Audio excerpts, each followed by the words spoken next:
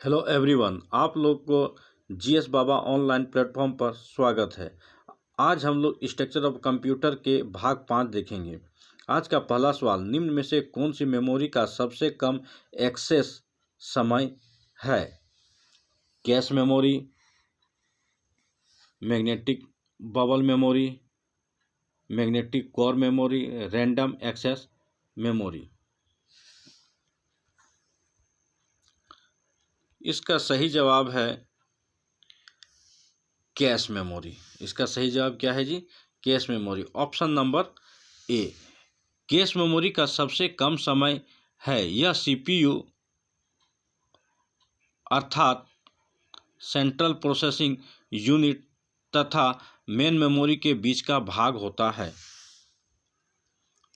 यह सवाल UP PSC JEE exam 2015 का है। सवाल नंबर 2, मेमोरी और सीपीयू के बीच डैश डैश अस्थायी रूप से हाई स्पीड होल्डिंग एरिया का कार्य करता है, जिससे प्रोसेसिंग क्षमता में वृद्धि होती है। यह सवाल आईबीपीएस क्लर्क एग्जाम 2012 का है। Option ROM, RAM, temporary memory, cache memory और ई में क्या है जी? Flash memory. इसका सही जवाब है क्या? इसका सही जवाब है कैश मेमोरी। इसका सही जवाब क्या है जी? Cache memory, option number D. Option number D. Memory और सीपीयू के बीच कैश मेमोरी अस्थायी रूप से हाई स्पीड होल्डिंग एरिया यानी हाई स्पीड होल्डिंग एरिया का कार्य करती है, जिससे प्रोसेसिंग क्षमता में वृद्धि होती है। क्वेश्चन नंबर 3, डी राम का लाभ। डी राम का लाभ। नंबर 1, यह एस राम से सस्ता है। नंबर बी, यह एस राम से अधिक स्टोर कर सकता है। यह से तेज है। यह से तेज है। सी, यह एस राम से तेज है। डी, एस राम की तुलना में इसमें डाटा अधिक आसानी से इलाज किया जा सकता है। डी राम का लाभ, ऑप्शन नंबर बी, यह एस राम से अधिक स्टोर कर सकता है। और ये वाला बात, यह वाला बात नहीं पढ़ना है, ये मिसप्रिंट छपा है। यह एस राम से अधिक स्टोर कर सकता है, ऑप्शन नंबर बी।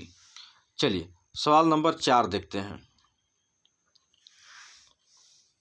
4, निम्नलिखित में से किस मेमोरी को प्रति सेकेंड इकाई मदों को नवीनीकृत करना चाहिए? Number 1, EPROM, B ROM, C dynamic ROM, D static ROM. इसका सही जवाब है dynamic ROM, option number C. Option number C, dynamic ROM. Memory को मुख्य रूप से 2 भागों में बांटा जाता है, रैम मेमोरी और दूसरा रोम मेमोरी। रैम मेमोरी स्मृति को पुनः 2 भागों में बांटा जाता है।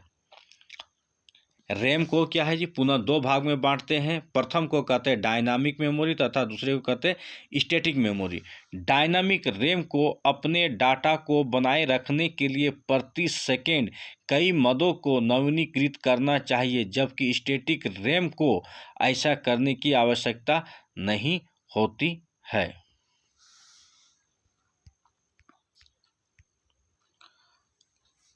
सीपीयू को तेज गति से आंकड़ा उपलब्ध कराता है। कौन उपलब्ध कराता है? कैश मेमोरी कराता है, प्रोम कराता है, ईप्रोम या ईईप्रोम या ईईप्रोम। इसका सही जवाब क्या है जी? Cache memory, option number A, cache memory. CPU को तीव्र गति से आंकड़ा कैश मेमोरी के माध्यम से प्राप्त होता है। डायनामिक रैम किस प्रकार की मेमोरी है? प्राइमरी है, इंटरनल मेमोरी है, अस्थाई है या सभी है?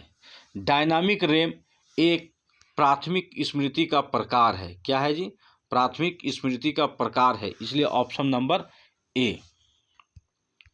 सवाल नंबर 7, यदि प्रयोक्ता को सीपीयू में तत्काल उपलब्ध सूचना की जरूरत हो, यह डैश डैश स्टोर की जानी चाहिए। नंबर 1 सीपीयू, नंबर 2 बी में रैम, सेकेंडरी स्टोरेज में, सीडी में। ये कहाँ उपलब्ध होगा जी? रैम में, ऑप्शन नंबर बी।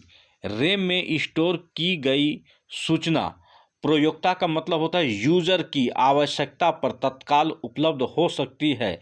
यदि यूजर को सीपीयू से तत्काल उपलब्ध सूचना की जरूरत हो तो यह रैम में स्टोर की जानी चाहिए।